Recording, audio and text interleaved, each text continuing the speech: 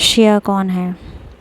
شیعہ واحد وہ فرقہ ہے مسلمانوں کا جو اہل بیت علیہ السلام کی خوشی میں خوش ہوتا ہے اور اہل بیت علیہ السلام کے غم میں غمزدہ رہتا ہے۔ محرم الحرام کا مہینہ چل رہا ہے اور یہ ایک غم کا مہینہ ہے۔ یہ غم کا مہینہ اس لیے ہے کہ اس مہینے کی 10 تاریخ کو حضرت رسول خدا صلی اللہ علیہ وآلہ وسلم کے نواسے امام حسین علیہ السلام کو شہید کر دیا گیا، اور یہ شہادت ایک عظیم شہادت ہے۔ شیعہ اثنا عشری ہی وہ فرقہ ہے کہ جو پہلے امام سے لے کے یعنی امام علی علیہ السلام سے لے کر ہمارے آخری امام مہدی آخر الزماں علیہ السلام تک مانتے ہیں، اسی لیے ان کو شیعہ اثنا عشری کہتے ہیں۔ نہ وہ کربلا سن 61 ہجری سے پہلے کبھی برپا ہوئی اور نہ وہ کربلا کبھی سن 61 ہجری کے بعد تا قیامت تک برپا ہوگی۔ وہ واحد شہادت ہے ایسی کہ جس طرح امام حسین علیہ السلام کو شہید کر دیا گیا۔ شیعہ کون ہے؟ ہمارا ٹاپک یہ ہے، اور اپنے ہی ٹاپک پہ رہتے ہوئے کچھ باتیں بتاؤں۔ جیسے کہ میں نے عرض کیا کہ شیعہ وہ فرقہ ہے کہ جو اہل بیت علیہ السلام کی خوشی میں خوش ہوتا ہے اور اہل بیت علیہ السلام کی تکالیف میں، ان کے درد میں، ان کے غم میں غمزدہ رہتا ہے۔ تو کیا یہ ممکن ہے کہ جب ایک غم کے مہینے میں کوئی شیعہ خوش ہو؟ کیا یہ ممکن ہے کہ آج اگر مسلمان فرقہ زندہ ہے، باقی ہے، تو صرف اور صرف شیعہ اثنا عشری فرقے کی وجہ سے؟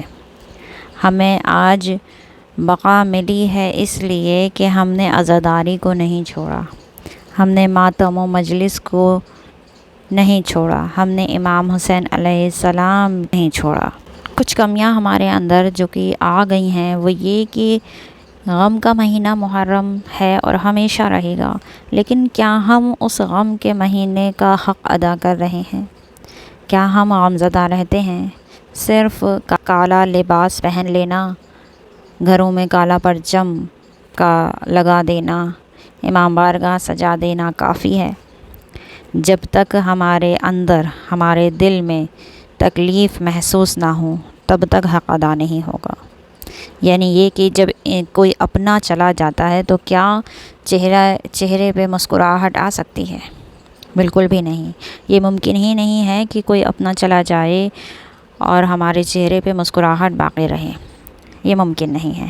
تو اپنے اندر، کیونکہ ہم باقی ہی ہیں عزاداری کی وجہ سے، اگر عزاداری ہمارے ساتھ نہ ہوتی، غم حسین ہمارے ساتھ نہ ہوتا تو ہم کب کے فنا ہو چکے ہوتے۔ جیسے بہت سے فرقے ختم ہو چکے ہیں۔ کربلا کی یاد کو منا لینا ہی کافی نہیں ہے، بلکہ اس کو محسوس کرنا بھی ضروری ہے، اس پر عمل کرنا بھی ضروری ہے۔ آج کی ویڈیو میں خاص اسی بات پہ توجہ کرانی ہے کہ ہم ہنسی مذاق نہ کریں، ہمارے چہرے پہ مسکراہٹ نہ آئے، ہم دل سے غمزدہ رہیں، صرف محض کالا لباس ہی نہ پہنیں۔ جب انسان دل سے غمزدہ ہوتا ہے، دل سے تکلیف میں ہوتا ہے، تب وہ نئے لباس خریدنے نہیں جاتا، نیا لباس سلوانے نہیں جاتا، نیا لباس پہننے کی ہمت نہیں کرتا، وہ تو اپنے ہوش و حواس میں ہی نہیں ہوتا۔ صرف عزاداری میں اس طرح سے مبتلا ہو جائیے کہ آپ کو کوئی اور چیز نظر ہی نہ آئے، آپ کے چہرے پہ خوشی کا اظہار ہو ہی نہیں۔ یہ ممکن ہی نہیں ہے کہ جب تکلیف دل میں موجود ہو تو چہرے پہ ہنسی آ جائے، یہ ممکن نہیں ہے۔ ہنسی مذاق سے پرہیز کیجیے، لوگوں کی غیبت سے پرہیز کیجیے، کسی کے گھر جائیے ماتم میں تو اس کے گھر کی طرف نگاہ نہ کیجیے۔